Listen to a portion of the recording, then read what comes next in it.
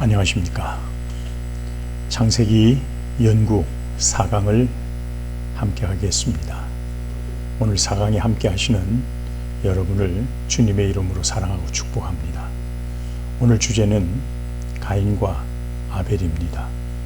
먼저 창세기 4장 3절에서 8절 말씀을 읽도록 하겠습니다.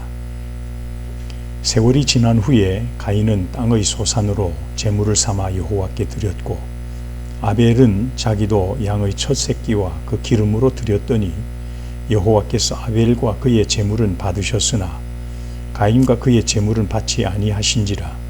가인이 몹시 분하여 안색이 변하니 여호와께서 가인에게 이르시되 내가 분하여 함은 어찌 됨이며 안색이 변함은 어찌 됨이냐.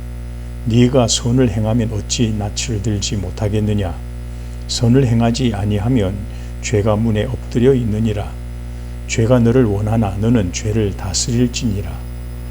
가인이 그의 아우 아벨에게 말하고 그들이 들에 있을 때에 가인이 그의 아우 아벨을 쳐 죽이니라.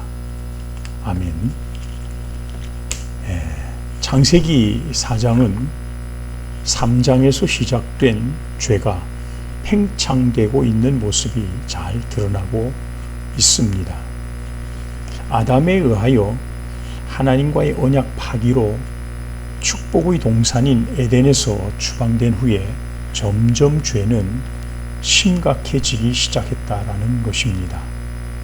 금단의 열매를 따먹었던 아담이 부부간의 거리가 멀어졌고 서로 죄를 전가하며 변명하기에 이르더니 드디어 형제간의 미움과 시기, 질투가 생겨나고 급기야 형이 동생을 죽이는 가족 간의 살인으로까지 번져 나갔다는 사실입니다. 이것은 죄가 점점 더 확장되어 가는 모습이요, 가인의 후손들에게서 만연되어져 가는 모습을 잘 보여준다 할 것입니다.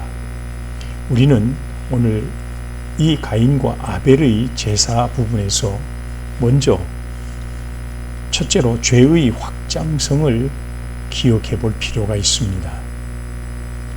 작은 죄가 큰 죄로 확대되는 특징을 본다는 것입니다. 우리말에도 바늘 도둑이 소도둑이 된다라는 말이 있죠. 야고보서 1장 15절 말씀에도 보면 욕심이 잉태한 즉 죄를 낳고 죄가 장성한 즉 사망을 낳느니라, 그렇게 말씀하고 있습니다. 죄는 이처럼 점점 확장되고 심각해진다는 점을 기억해야 할 것입니다. 두 번째, 죄는 결과가 매우 심각하다는 점입니다. 그래서 로마서 6장 23절에는 죄의 싹은 사망이요 라고 말씀합니다. 오늘 본문에서도 범죄의 결과로 가인이 하나님 앞에서 추방을 당하는 신세가 되고 말았다는 사실을 우리는 기억해야 합니다. 이제 두 번째로, 그런 중에 하나님의 긍휼하심도 있더라 하는 것을 우리는 잊지 않아야 합니다. 아담 하와도 에덴에서 쫓겨난 후에 아들을 얻게 되는 것을 볼 수 있습니다.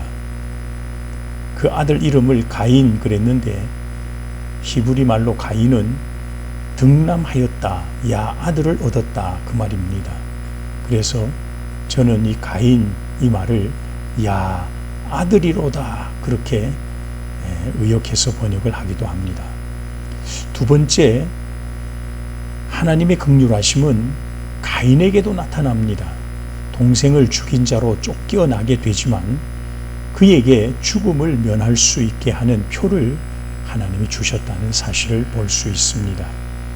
그리고 세 번째로는 가인의 후예들에게 큰 재능들을 주셨다는 점도 하나님의 긍휼이라고 할 수 있습니다. 야발은 축산업의 조상이 되었고 유발은 음악가의 조상, 두발 가인은 기계 제조의 조상이 되지 않았습니까? 여러분, 왜 하나님은 이렇게 긍휼을 베푸실까요? 그것은 하나님은 죄를 응징하기보다 죄인의 회개를 더 기뻐하시는 분이시기 때문이라는 사실입니다. 하나님께서 베푸시는 긍휼은 모든 사람에게 알맞게 꼭 필요하게 주어진다는 점을 우리는 잊지 않아야 할 줄 믿습니다. 하나님은 참고 기다리시는 하나님, 기회를 주시는 긍휼의 하나님이시다. 그런 말씀입니다. 자, 오늘 창세기 4장 3절 말씀을 보면 세월이 지난 후에 그렇게 말씀이 시작됩니다. 원문에 보면 와예히 메케츠 야밈이라는 말입니다. 세월을 뜻하는 말이 욤의 복수형인 야밈이라는 말로 나옵니다. 이것은 꽤 많은 날들이 흘렀다는 사실을 알게 하는 말이죠. 그런데 창세기 5장에 가서 보면 그 지나간 세월이 적어도 100년 이상 지난 것이다 라고 볼 수 있는 내용이 나옵니다. 여러분, 창세기 5장에 가서 아담의 계보가 나오고 있습니다. 거기에 5장 3절에 보면 아담은 130세에 자기의 모양 곧 자기의 형상과 같은 아들을 낳아 이름을 셋이라 하였고 라는 말씀이 나옵니다. 창세기 4장 25절에서 보면 아담이 다시 자기 아내와 동침하매 그가 아들을 낳아 그의 이름을 셋이라 하였으니 이는 하나님이 내게 가인이 죽인 아벨 대신에 다른 씨를 주셨다 함이며 라는 말씀이 나오죠. 여러분, 아담의 아들 셋은 가인이 죽였던 아벨을 대신하여 주신 아들이다 라는 사실에 주목해야 합니다. 그런데 셋이 창세기 5장에 보면 아담의 130세에 낳은 아들이다 라고 말씀을 한다는 점입니다. 그것도 죽은 아벨을 대신하여 얻은 아들이 셋이라고 말씀하지 않습니까? 이런 점을 보면 여러분, 아벨이 죽임을 당한 후 수년 내에 적어도 1, 2년 정도 안에 하나님은 죽은 아벨을 대신하여 셋을 주셨다라고 우리는 생각할 수 있습니다. 여러분, 아담의 첫째 아들인 가인은 아담보다 1살 정도 작은 것으로 계산을 해야 합니다. 또 셋이 태어날 때 가인의 나이는 그래서 아담이 130세였으니 한 129세 정도였지 않을까 그렇게 보이고 있습니다. 아담의 둘째 아들로 태어난 아벨 역시 가인과 경쟁 관계를 형성하는 것을 보면 가인과 크게 차이가 없을 것으로 봄이 타당할 것입니다. 이것을 종합해서 판단해 보면 셋이 죽임을 당한 아벨 대신에 얻은 아들로 아담 130세에 얻은 아들이고 가인 역시 당시 나이가 129세가량으로 보이고 죽임을 당했던 아벨 역시 120세는 넘었을 것으로 보는 것이 타당하다 할 수 있다는 점입니다. 그러므로 창세기 4장 3절에 말씀하고 있는 세월이 지난 후, 세월이라는 욤의 복수형인 야밈이라고 하는 이 단어는 많은 세월, 적어도 가인과 아벨의 나이가 100세가 훨씬 지난 것쯤으로 볼 수 있기 때문에 꽤 많은 세월이 지났다라는 사실을 우리는 알 수 있다는 것입니다. 이와 같은 유추는 실상 가인이 아벨을 죽인 후에 저주를 받고 쫓겨나게 되었을 때 창세기 4장 13절 이하의 말씀에 보면 이렇게 말합니다. 가인이 여호와께 아뢰되 내 죄짐을 지기가 너무 무거우니이다. 주께서 오늘 이 지면에서 나를 쫓아내시온즉 내가 주의 낯을 배웁지 못하리니 내가 땅에서 피하며 유리하는 자가 될지라. 무릇 나를 만나는 자마다 나를 죽이겠나이다.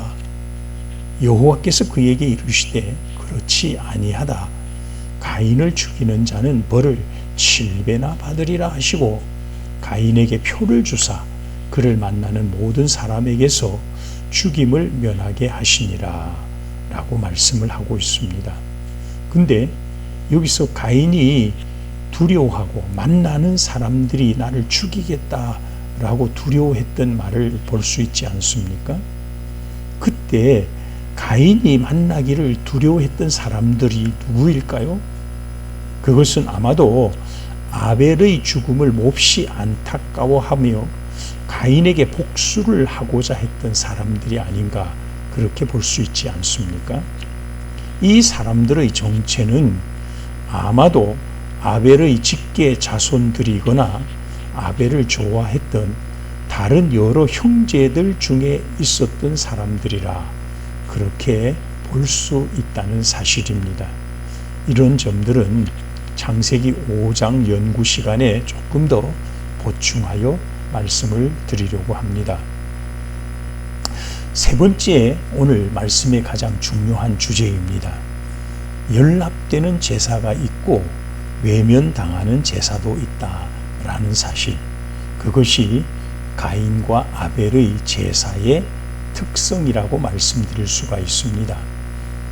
오늘 성경에 보면 아벨의 제사는 하나님이 받으시는 제사가 되었고 가인의 제사는 하나님께로부터 외면당하는 제사였다라는 사실이 나옵니다. 여러분, 왜 이런 차이가 나왔을까요? 저는 이 문제에 대하여 크게 세 가지의 부분을 생각하면서 그 문제점을 풀어가려고 합니다. 첫째로, 그들 사이에는 인격적인 차이가 있었다는 사실입니다. 가인은 한마디로 악한 사람이었다라고 할 수 있습니다. 그래서 그의 재물은 헛된 재물이 되었다는 것입니다. 이사야 1장 11절부터 13절에 보면 여호와께서 말씀하시되 너희의 무수한 재물이 내게 무엇이 유익하뇨? 나는 순양의 번제와 살찐 짐승의 기름에 배불렀고 나는 수송아지나 어린 양이나 순염소의 피를 기뻐하지 아니하노라. 너희가 내 앞에 보이러 오니 이것을 누가 너희에게 요구하였느냐? 내 마당만 밟을 뿐이니라. 그리고 13절에 가서 헛된 재물을 다시 가져오지 말라. 분향은 내가 가증히 여기는 바요. 월삭과 안식일과 대회로 모이는 것도 그러하니 성회와 아울러 악을 행하는 것을 내가 견디지 못하겠노라. 그렇게 말씀합니다. 여기에 헛된 재물, 악을 행하는 것, 그런 말씀이 나옵니다. 여러분, 하나님은 가인 자신을 연락하지 아니하셨을 뿐만 아니라 그의 재물도 연락하지 아니하셨다라고 말하지 않습니까? 성경은 아벨을 의로운 사람이라고 말합니다. 그래서 그는 의인 아벨이라고 불렀습니다. 마태복음 23장 35절 36절에 보면 그러므로 의인 아벨의 피로부터 성전과 제단 사이에서 너희가 죽인 바가랴의 아들 사가랴의 피까지 땅 위에서 흘린 의로운 피가 다 너희에게 돌아가리라. 내가 진실로 너희에게 이르노니 이것이 다 이 세대에 돌아가리라. 그렇게 말씀하셨습니다. 성경은 아벨을 의인이라고 말합니다.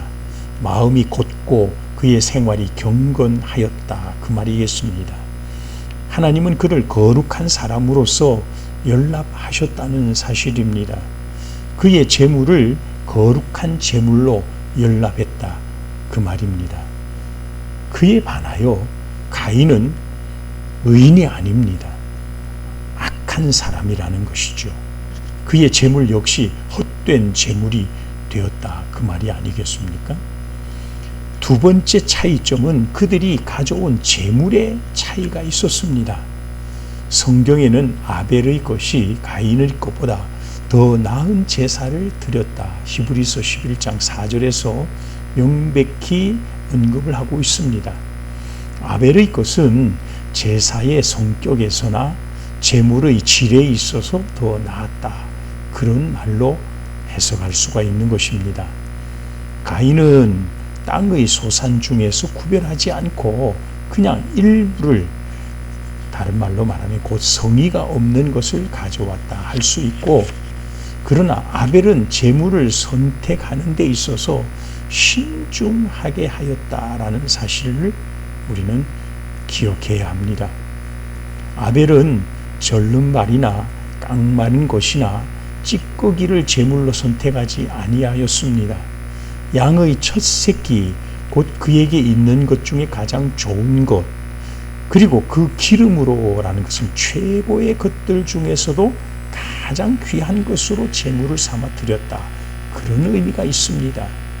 여러분, 히브리인들에게 있어서 기름은 가장 귀한 것이다 라는 의식이 있습니다. 그래서 번제단에 태울 때 꼭 필요한 것이 기름 부분이었다는 점을 우리는 상기해 볼 수가 있는 것입니다. 그래서 성경에는 기름진 음식이 좋고 값진 것으로 여긴 것을 볼 수가 있는 것입니다. 이사야 25장 6절에 보면 만군의 여호와께서 이 산에서 만민을 위하여 기름진 것과 오래 저장하였던 포도주로 연회를 베푸시리니 곧 골수가 가득한 기름진 것과 오래 저장하였던 맑은 포도주로 하실 것이며, 그렇게 말씀합니다. 여러분, 제물 중에 가장 귀한 것이 기름진 것, 기름 부분이다, 그런 의미라는 말씀입니다. 그리고 세 번째 가장 중요한 차이가 있습니다. 그것은 아벨은 믿음으로 제사를 드렸고 가인은 믿음 없이 드렸다라는 사실입니다. 그들이 제사 드림의 원리 자체에 차이가 있음을 말하는 것입니다. 첫째로 아벨은 하나님의 뜻을 자신의 법칙으로, 하나님의 영광을 자신의 목표로 삼고 제물을 드린 것이죠. 그러나 가인은 단지 교제를 위해서 하는 정도로만 했는데 곧 자기 자신의 신용을 보존하기 위해서만 드렸다는 점입니다. 이것은 믿음으로 드린 것이 아니었으므로 이것이 그에게는 죄로 여겨질 수밖에 없었다는 사실을 우리는 알아야 합니다. 그런가 하면 아벨은 겸손히 순종하는 믿음을 가진 신앙인으로 드린 것입니다. 그에 반하여 가인은 겸손하지 못한 사람이었고 그는 그 자신만을 신뢰하는 그런 사람이었습니다.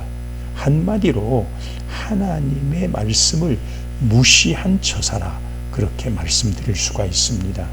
여러분, 우리가 드리는 예배 역시 하나님께서 받으시는 예배가 있고 받지 않으시는 예배가 있음을 기억하시기 바랍니다. 요한복음 4장 23절 24절에 보면 아버지께 참되게 예배하는 자들은 영과 진리로 예배할 때가 오나니 곧 이때라. 아버지께서는 자기에게 이렇게 예배하는 자들을 찾으시느니라. 하나님은 영이시니 예배하는 자가 영과 진리로 예배할지니라. 그렇게 말씀합니다. 우리는 아벨의 제사가 하나님께 드리는 믿음의 제사였다는 사실을 우리는 알아야 합니다. 여러분, 우리가 하나님께 예배를 드리는 것도 중요한 것, 첫째가 믿음이지요. 영이신 하나님께 예배를 드리는 것, 이것은 예배의 대상이 바로 하나님이라는 점을 분명히 하는 내용인 것입니다. 영과 진리로 드린다라고 했죠. 과거 성경에는 이 부분을 신령과 진정으로라고 번역을 하기도 했습니다. 여기서 영과 진리 중에 영은 성령을 의미하기도 하지만 인간의 영과 중심을 가리키는 것으로 볼 때에는 외부적 가식과 반대되는 의미로 사용되었다라는 것입니다.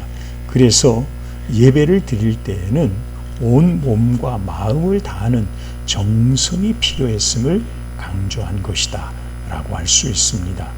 그리고 진리로 드리라 라는 의미는 하나님이 말씀이 주시는 교훈을 따라서 하나님께서 요구하시며 기뻐하시는 방법을 따라 드려야 한다라는 의미로 이해해야 합니다. 중요한 것은 하나님께서 요구하시는 예배의 원리를 우리는 첫째로 바로 알아야 합니다. 바로 또 두 번째는 믿어야 합니다. 그리고 세 번째로는 그대로 순종하는 것이 절대적으로 필요하다는 사실을 꼭 잊어서는 안 될 것입니다.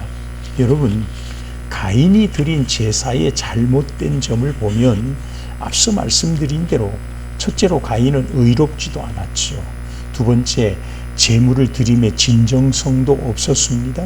세 번째, 더군다나 믿음으로 드리지 않았다는 점이 잘못된 점입니다. 여기에서 믿음 없이 드렸다라는 것은 가인이 제사의 원리를 외면하고 하나님이 원하시고 하나님이 명령하신 뜻을 저버리고 자기 의도대로 자기 마음대로 했다, 그런 의미가 되는 것입니다. 여러분, 최초의 제사를 드리게 되는 이유도 한번 우리는 따져보아야 합니다. 그것은 아담이 범죄한 후에 무화과 나무 잎으로 하체를 가리게 되었을 때 하나님께서는 그것으로는 가림이 되지 못하여 피 흘림을 통한 가죽으로 된 옷을 입혀주므로 죄를 가리는 데는 반드시 피 흘림의 대가가 따라야 함을 교훈해 주고 있었지 않았습니까? 이것이 어쩌면 죄를 사하는 하나의 시작점이라고 할 수가 있습니다. 그래서 히브리서 9장 22절에서는 율법을 따라 거의 모든 물건이 피로써 정결하게 되나니 피 흘림이 없은즉 사함이 없느니라 라고 말씀하고 있는 것입니다. 여러분, 이런 원리적 차원에서 보면 가인과 아벨의 제사에는 반드시 피 흘림이 있어야만 되었던 것입니다. 아벨은 이 원리를 따라서 양의 첫 새끼를 잡아 피 흘림의 제사를 드린 반면에 가인은 피 없는 곡물로만 제사를 드렸다는 사실을 우리는 기억해야 합니다. 사실 구약의 5대 제사에도 보면 곡물로 드리는 제사도 있습니다. 그것을 우리는 소제의 제사라고 말합니다. 문제는 이 소제의 제사, 곡물의 제사는 반드시 번제를 드린 후에 그 위에 더하여 드려야만 효력이 있다는 사실을 우리는 알아야 합니다. 즉, 소제라고 하는 제사는 단독으로 드리는 제사로 드릴 수가 없는 제사입니다. 단독 제사로 드리면 그 소제는 아무런 효용이 없는 제사가 되고 말기 때문입니다. 여러분, 가인의 제사에서 잘못된 점이, 가장 중요한 점이 바로 이 제사의 원리를 무시했다는 점입니다. 이것을 두고 저는 가인은 믿음이 없이 제사를 드렸다라고 말하는 것입니다. 만약 가인이 곡물로 드리는 소제의 제사를 드리고자 했다면 가인은 아벨이 양을 잡아 드리는 번제를 지켜본 후에 그 번제의 불이 꺼지기 전에 그 위에 더하여 자신의 곡물로 소제의 제사를 드렸으면 됩니다. 그러면 그 제사도 연락받는 제사가 될 수 있습니다. 만약 가인이 그렇게 했더라면 이것은 하나님의 말씀에 대한 믿음의 결과이고 말씀에 대한 순종적 태도가 되는 것입니다. 그렇게 되면 하나님이 받으실 만한 제사로 연락되었을 수도 있지 않았을까 생각됩니다. 만약 그렇게 하지 않으려면 아벨에게 양을 한 마리 사서 그 양을 먼저 잡아 번제를 드리고 그 위에다 소제의 제사를 드려야만 되는 것입니다. 이것이 하나님이 제사의 제도요, 하나님이 명령하시는 죄사함의 가장 중요한 원리라는 사실을 우리는 잊어서는 안 될 것입니다. 여러분, 이제 저는 오늘 말씀을 마무리하려고 합니다. 사랑하는 여러분, 오늘 우리의 예배는 과연 어떻게 드려지고 있습니까? 혹 내 생각을 앞세우고 내가 하고 싶은 대로 하고 하고자 하는 자기 원칙을 세워서 나름으로는 열심히 잘한다고 하지만 그것은 결코 하나님이 원하는 예배가 아니라는 사실을 우리는 기억해야 합니다.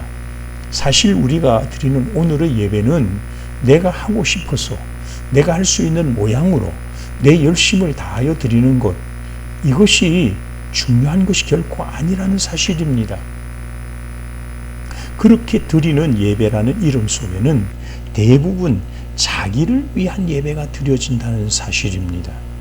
자기 자신이 좋아야 되고 자기 만족을 위한 활동이 되어야 하고 자신이 들어서 유익을 얻어야 된다라는 생각으로 그러면 가득 찬 예배가 될 수밖에 없다는 것입니다.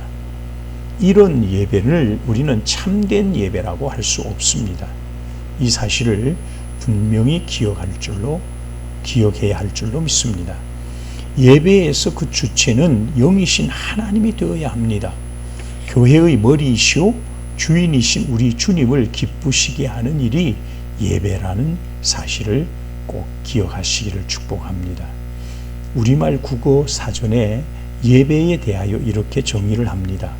개신교에서 성경을 읽고 기도와 찬송으로 하나님께 대한 존경과 숭배를 나타내는 의식, 이렇게 정의를 합니다.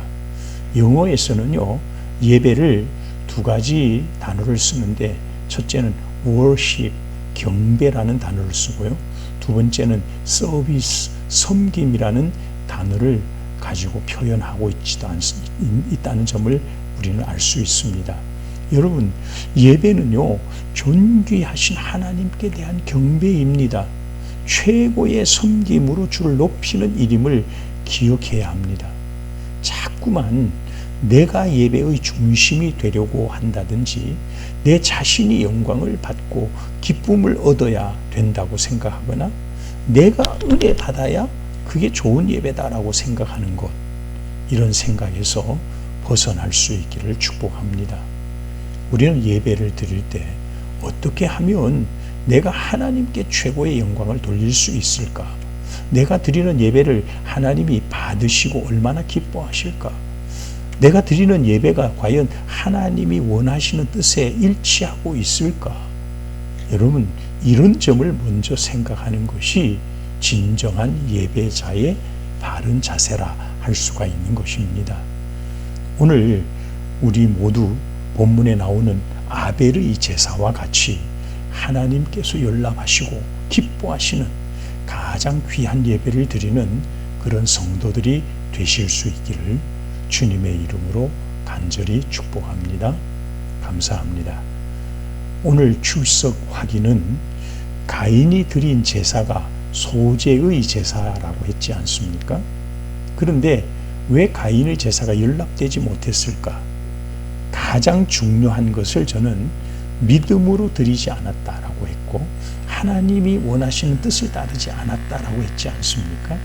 그것이 바로 피의 효력을 힘입지 않은 제사, 곧 소재를 단독 제사로 드릴 수 없다는 점에 대한 내용을 여러분이 요약해서 올려주시면 그것을 출석으로 또 성적으로 반영하도록 하겠습니다. 감사합니다. 다음 주에 다시 만나겠습니다. 샬롬.